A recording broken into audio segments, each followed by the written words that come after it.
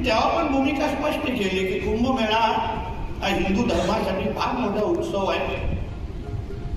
तिथे सगळे हिंदूंचीच दुकानं लागली पाहिजे, बाकी कुठलाही हिरवा साप दिसता कामा नाही, कुठलाही ढियाची ओळवळ करता कामा नाही. कारण का काही गोष्टी तुम्ही समजून घ्या. आता ह्यांचा रमजान सुरू आहे, रमजानला ते रोजे ठेवतात, कधी रात्रभर सगळ्या काही दुकानं सुरू असतात, मग ते त्यांचे काही खाद्यपदार्थ असतात त्याच्याकडे बघू पण शकत नाही, एवढं तसे असतात ते बघून एकदा दुसऱ्या दिवशी ते 2 दिवसाचे जेवण जाणार ना असे सगळे कार्यक्रम असतात. पण तुम्ही प्रत्येकाला मी विनंती करेन, आवाज करेन, मीडियाच्या मित्रांना पण सांगा, तुम्ही जिथे हे जे दुकानं आणि स्टॉल लागतात ना जेवणाचे रमजानच्या काळात, मला तिथे एक हिंदू शोधून दाखवा. मला एक हिंदूचं दुकान शोधून दाखवायचं जो त्या सगळ्या मुसलमान समाजाच्या दुकानांमध्ये तो तिथे उभा राहा, तिथे त्याचं दुकान थाटून तो आपले हिंदूंचे पदार्थ विकतोय असा एक हिंदू शोधून दाखवा.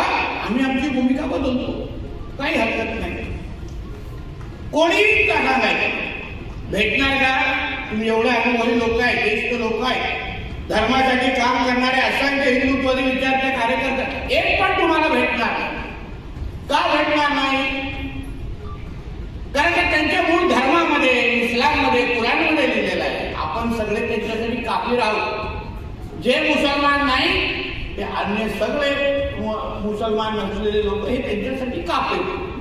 आणि म्हणून कुराणमध्ये लिहिलंय की काफिरांकडून काही विकत घ्यायचं नाही, कारण का मग ते त्यांच्या अल्लाला मान्य होत नाही असं त्यांच्या त्या धर्मामध्ये कुराणमध्ये लिहिलेलं.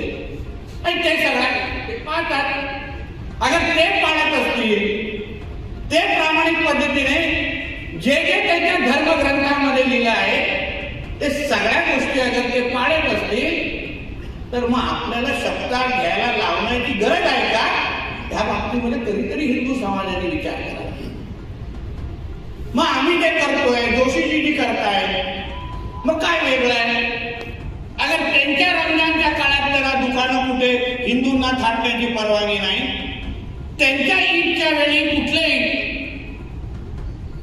कुठेही तुम्हाला हिंदूंना दुकान लावण्याची परवानगी नाही, त्यांच्याकडून खरेदी केली तर ते हराम मानलं जातं. मग आम्हीच कशाला एवढं मोठे मनाचे असले पाहिजे?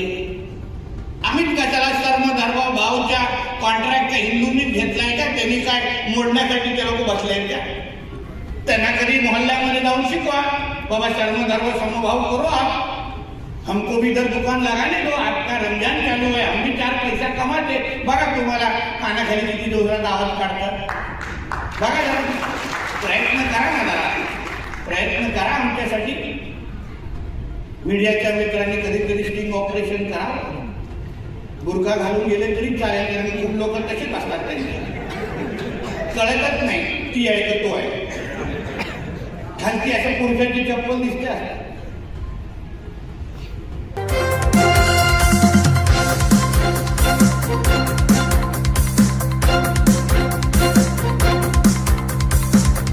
समाज साधना न्यूज, समाजहितासाठी सदैव अग्रेसर.